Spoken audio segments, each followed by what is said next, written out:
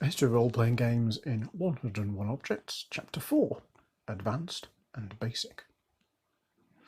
We look back in Chapter 3, we look back at the new role-playing games that were coming out around the late 70s and the 80s, either produced by TSR themselves or in competition to Dungeons & Dragons. So that's games like Tunnels and Trolls, Empire of the Petal Throne, Call of Cthulhu, Traveller, RuneQuest, and so on. It's time now in Chapter 4 to go back to Dungeons & Dragons. It was still unquestionably the market leader. In fact, Dungeons & Dragons has stayed as the most popular role-playing game pretty much throughout the history of role-playing games. There was a short period when Pathfinder overtook 4th edition D&D in terms of top seller, but probably I suspect in terms of what games were being most played, Dungeons & Dragons has always been number one. Certainly still is today.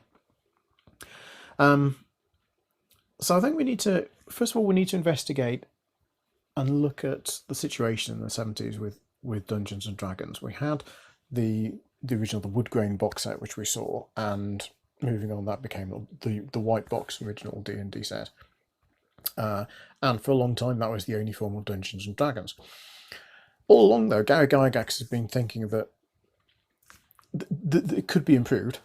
It wasn't necessarily going to be a second edition, but he had ideas of how to improve it, how to compile it. So Gygax was working on something which became Advanced Dungeons and Dragons, or as we call it, AD&D. Now, by the time the first AD&D rulebook came out, which was this is Object 22, the Monster Manual, the first ever hardback book for a role-playing game, with this somewhat cheesy colour cover. Dungeons and Dragons had been expanded through several supplements. We saw Greyhawk, we saw Blackmore, there are others like Eldritch Wizardry and Swords and Spells and so on. Many articles in Dragon magazine, which were considered to be at least semi-official, if not more so.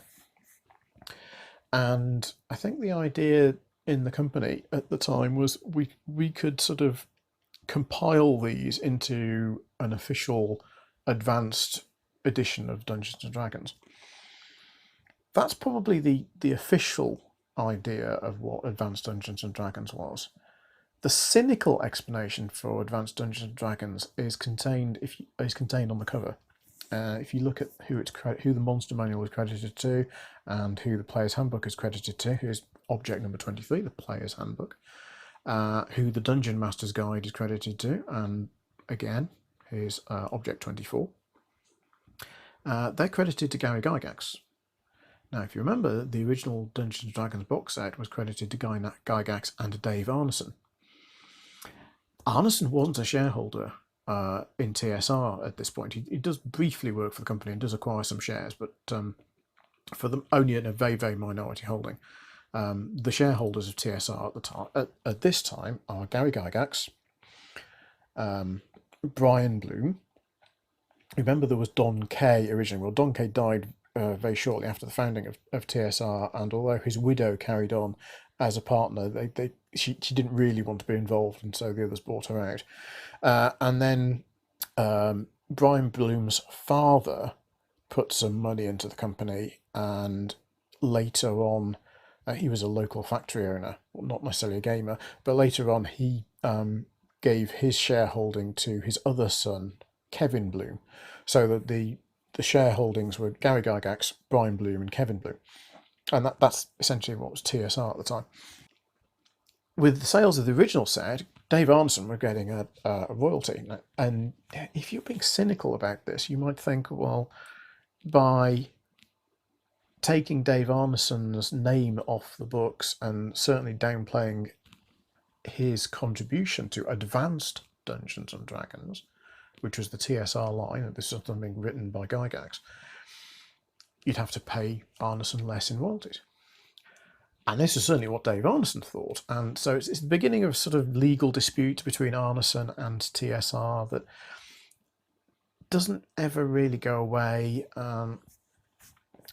It gets a little bit messy. Who knows what the thinking was, but certainly Advanced Dungeons and Dragons only ever had Gary Gygax's name on it. These are the three main rulebooks. Other people, other staffers at TSR certainly wrote other rulebooks.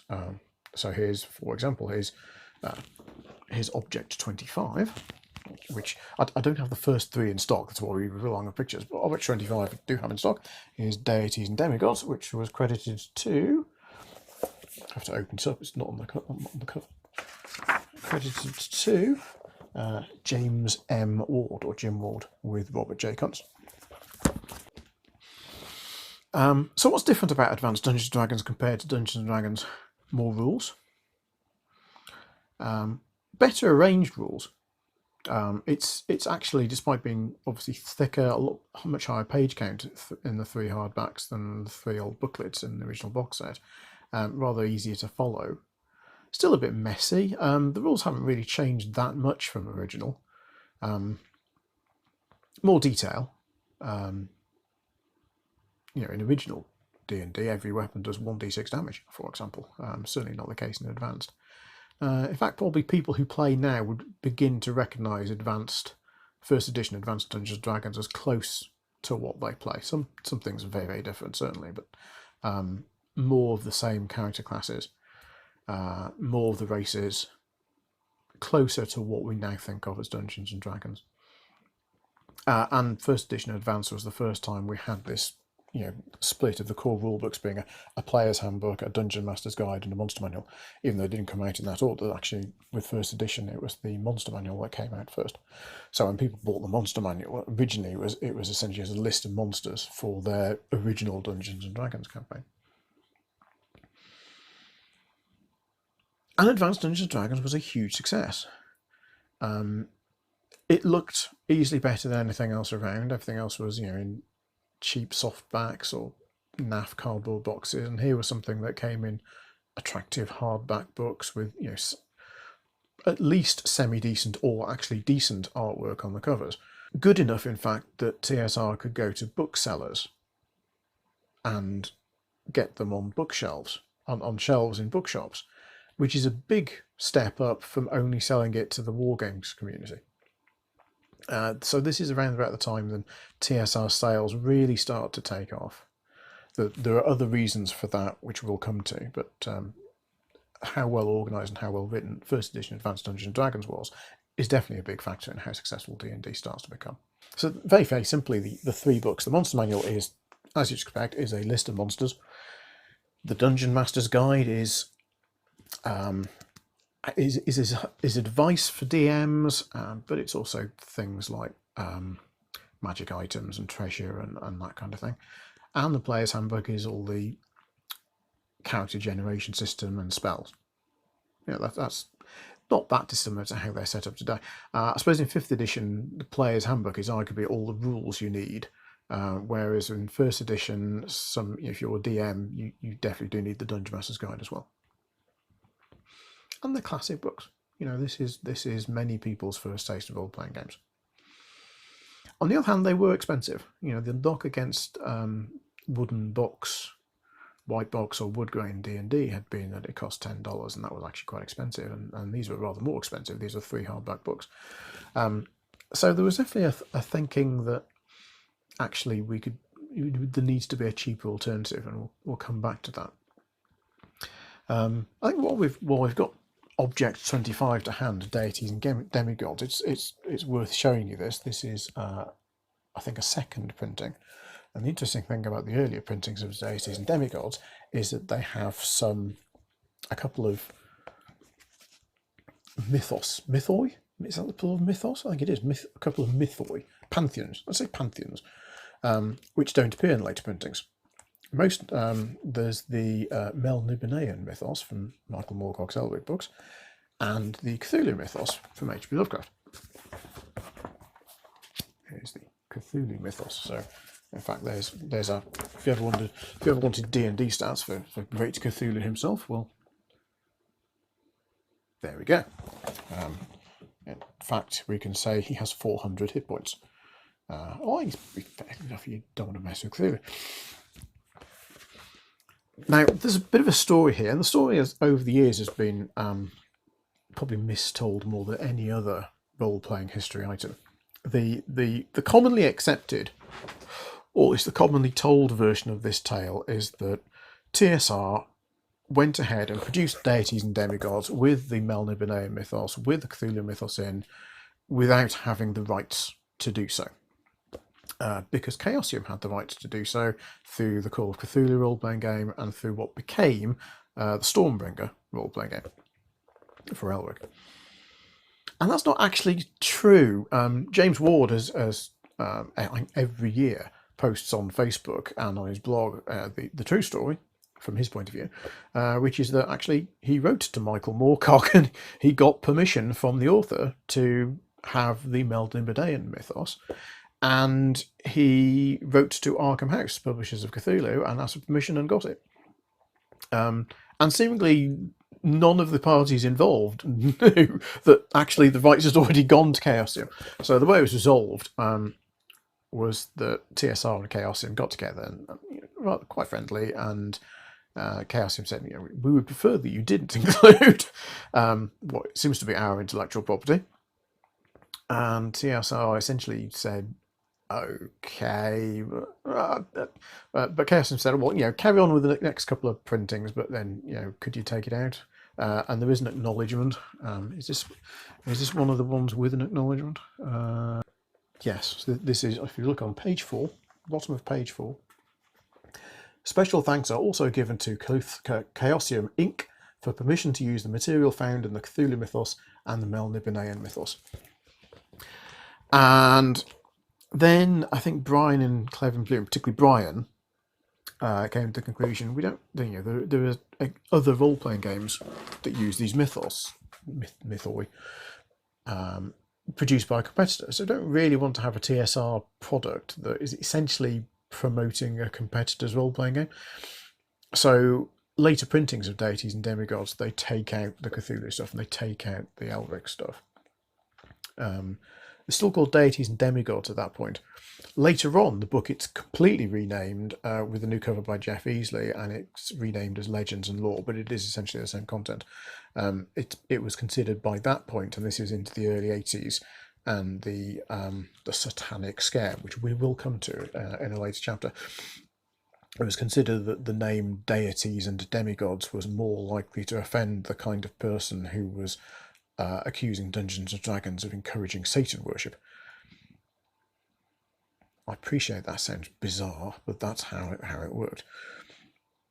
So Deities and Demigods became Legends and Lore later on. We'll move to Object 26.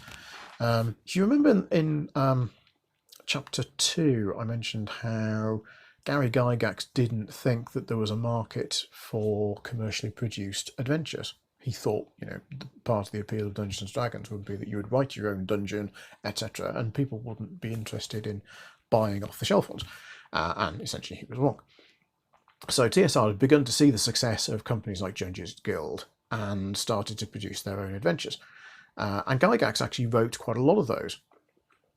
In fact, the late 70s, when we've got the first adventures coming out for advanced Dungeons and Dragons, is probably the golden age of the D&D adventure module, and a lot of the classics come out very early on in the era of first edition AD&D. So probably adventures that you've heard of, like Tomb of Horrors or the Against the Giant series. In fact, Object 26 I have to hand is the second in the Against the Giant series, with a brilliant title of The Glacial Rift of the Frost Giant Jarl.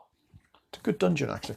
Some of the early dungeons I actually don't think are that great. I'm not a huge fan of the Against the Slave Lord series, the A series of modules. They all have codes. So the Giant series was G.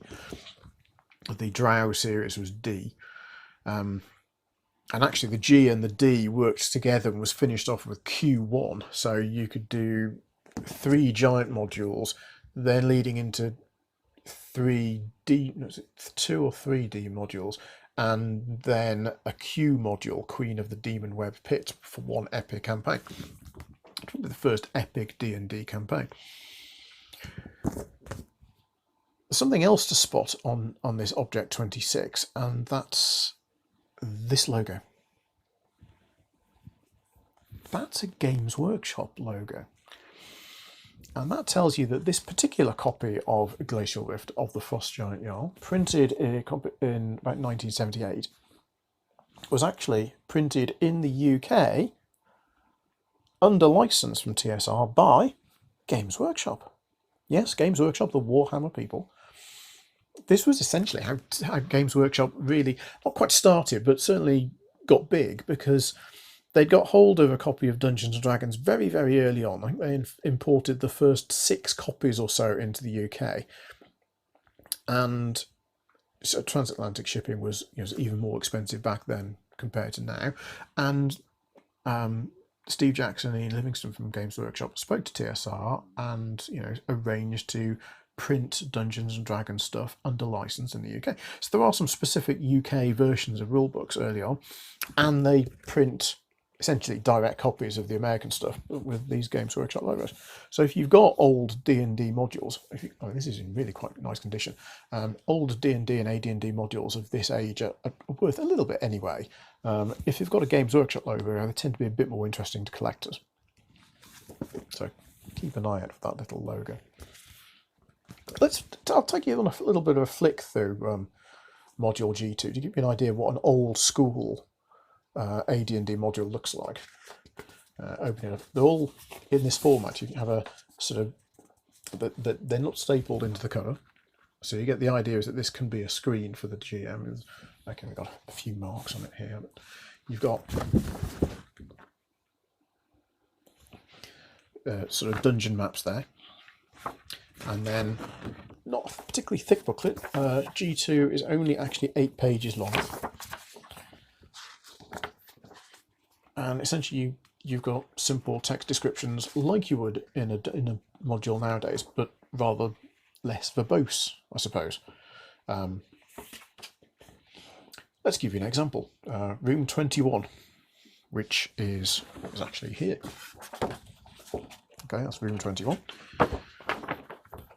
Room 21, Ice Cavern. Probably all ice caverns, to be honest. Ice Cavern. A rune of warning carved into the ice floor clearly shows that this place is to be shunned. Any party member able to speak the language of frost giants, or if a comprehend languages spell or the like is available to the party, will immediately understand this as a dire warning. Only 10 feet beyond the west bend of the cavern, the walls appear to be covered with old rough ivory. It is full of brown mould. Mounds down the corridor appear to be the bony remains of various creatures, but the growth covers them, so no positive observation can be made. There is no treasure here. Now, Gygax has got a particular style of writing old adventures. He gets a lot of detail into not much descriptive text, and I think that's why a lot of what we think of as the classic D&D adventures were written by Gygax, because his style, I think, just works very, very well. There are other great adventures written by other people, but an awful lot of the very famous D&D adventures from these early days are Gygax ones. So that's pretty typical. 8 pages. The giant ones are pretty small, others are obviously longer.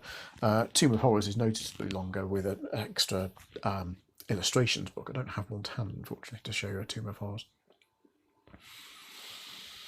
But we were talking about Games Workshop, and I think that's probably a good a time as any to show you Object 27. This is actually a copy of White Dwarf magazine. In fact, this is issue 1 of White Dwarf magazine. And this photograph is me getting it signed for one of our customers by the editor of issue 1 of White Dwarf and co-founder of Games Workshop, Mr. Ian Livingstone, CBE, at Dragonmeet.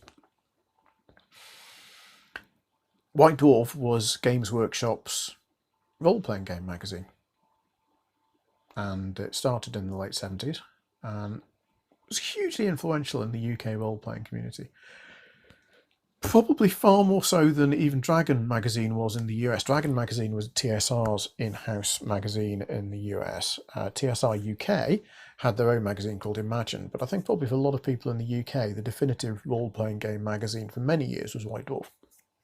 It's a great shame, I think, that Games Workshop, when they moved away from role-playing, they kept the White Dwarf name, but sort of without telling people, including people who had paid for subscriptions, like me, without telling people the magazine was changing from being about role-playing games to being all about Warhammer. and it happens fairly abruptly. You know, you go from the start of the year, you've still got lots of role-playing adventures for a variety of role-playing games. By the end of the year, there's none of that, and it's all about all about Warhammer. Great shame. And of course, White Dwarf now is completely a Warhammer magazine and has been for decades. But in its early days, probably the roughly first 100 issues, it's a role-playing magazine, and a damn good one. There's lots of good stuff in White Dwarf, and I think the White Dwarf had this huge influence on how role-playing games worked in the UK. One of the early regular articles, when monthly, or when the magazine was bi-monthly articles in White Dwarf was called Fiend Factory, where readers could write in with their own D&D monsters, and these are really good, a lot of these. So much so that TSR and Games Workshop got together, and we'd had the monster manual. TSR got Games Workshop to essentially supply a lot of the monsters for their next hardback rulebook to follow up to the monster manual, which is going to be the Fiend Folio, Object 28. We have here is Fiend Folio. And this was largely done what became TSR UK, which was formed. TSR essentially formed a UK office, and Games Workshop stopped producing official D&D stuff. TSR took that in-house again. But a lot of the monsters that had been in White Dwarf's Fiend Factory magazine articles ended up in here. In fact, this is one of them. This is a Githyanki, which you might recognise from later editions of the game. Quite a famous D&D monster. First appeared, before it appeared in the Fiend Folio, appeared in White Dwarf's Fiend Factory column. Interesting thing about the Githyanki that a lot of people don't realise is the connection with two really famous authors. First of all, the name Githyanki comes from a short story by somebody who wasn't actually that famous an author then, but is now, George R.R. Martin.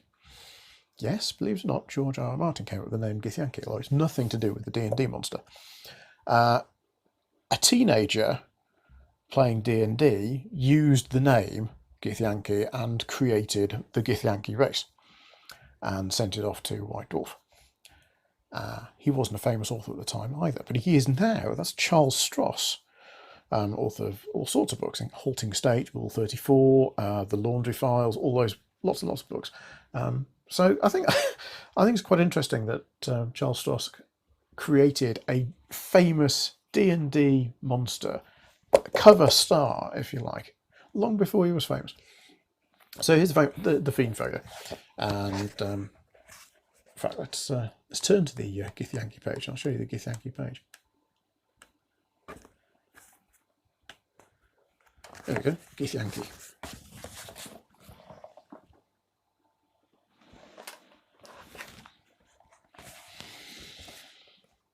Millennia ago, the Mind Flayers conquered a race of evil humans and bound them to service, usually employing them as slaves, but from time to time selecting particularly choice victims for food. The humans harboured deep resentment for centuries, but could not summon up sufficient strength to free themselves from the Mind Flayer yoke. Gradually, in secret, they developed their powers and strength. Then, under the leadership of their supreme leader Gith, they rebelled against their captors, and after a long and vicious struggle, succeeded in gaining their autonomy. From that moment, the race became known as the Githyanki, and they quickly gained a reputation as powerful psionicists and deadly fighters with an instinct for violence. That's great stuff.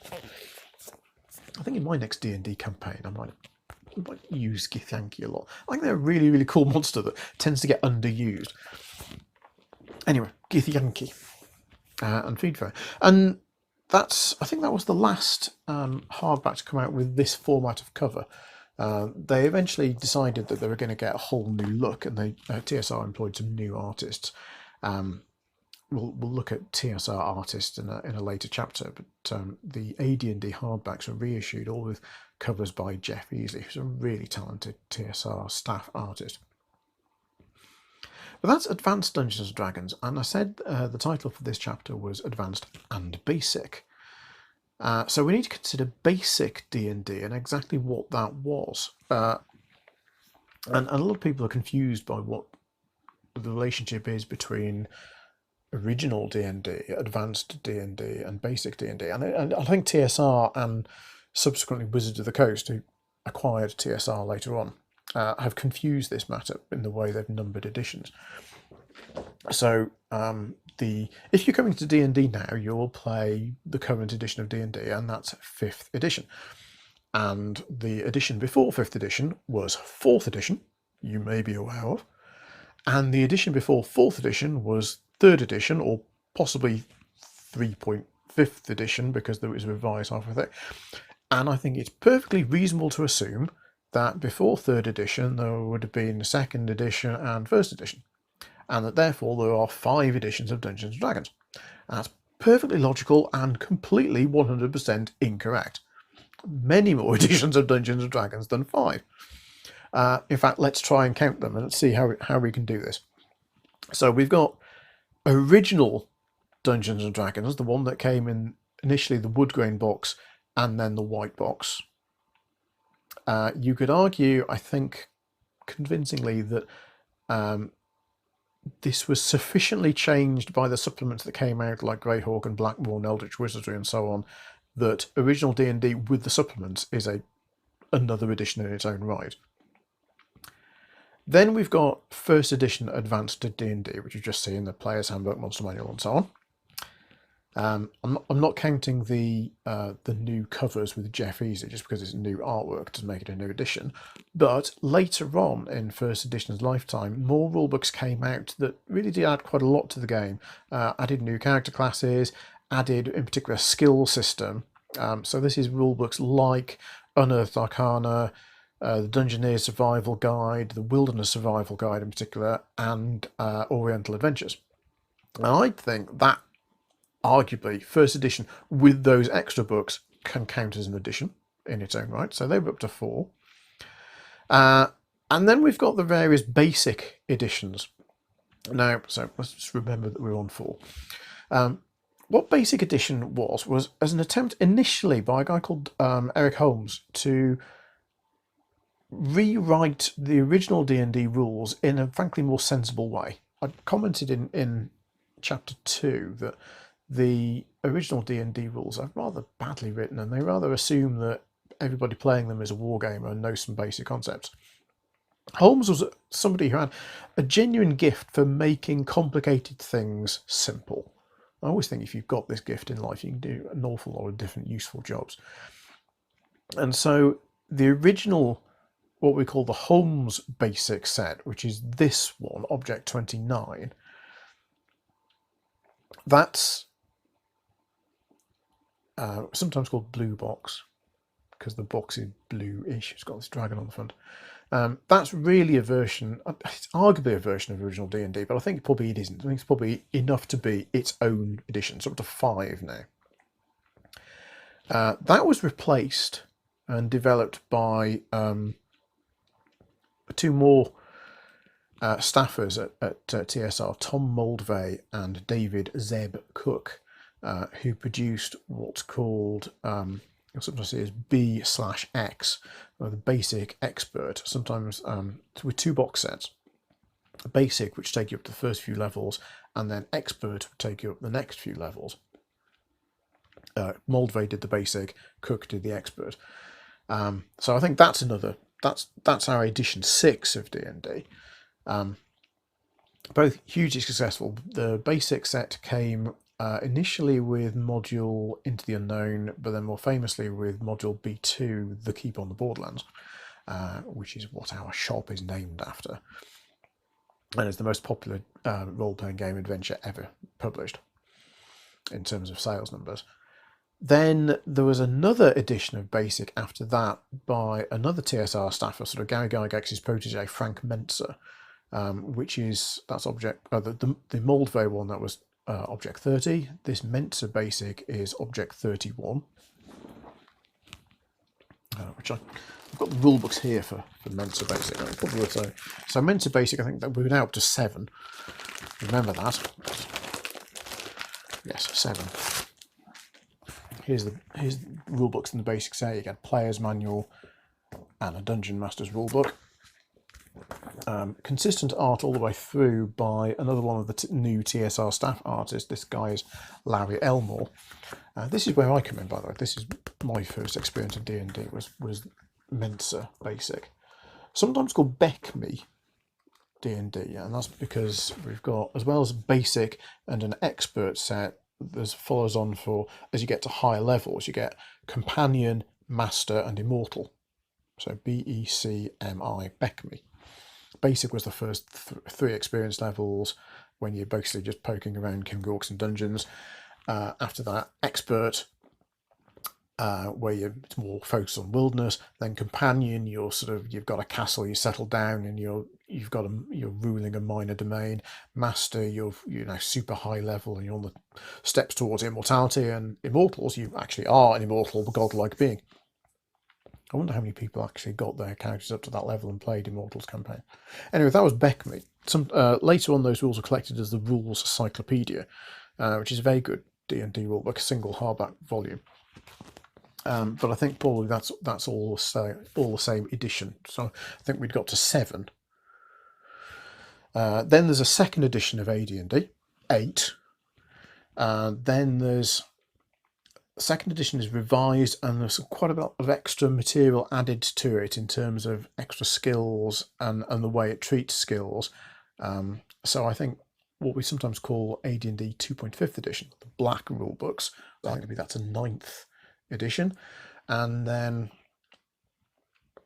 that's about it under TSR before you get, although there are some revisions to basic, but I don't think I count those, until you get to the Wizards of the Coast edition, so 3rd, 4th, and 5th. So I'm going to count that as 12. Other people will get to different numbers because of how they consider the different sort of sub-editions. But I reckon there's been 12 editions of D&D, not 5. That's going to be the end of Chapter 4, Advanced and Basic. The next chapter, actually, before we get to Chapter 5, there's a couple of tangents I'm going to sort of discuss. We're going to look at, the next bit's going to be what I call all publicity is good publicity, which will look at a little bit at the satanic scare of the 80s. And then after that, I also want to look at something which we call Appendix N. We have to tune into that to find out what Appendix N is all about. Until then, goodbye.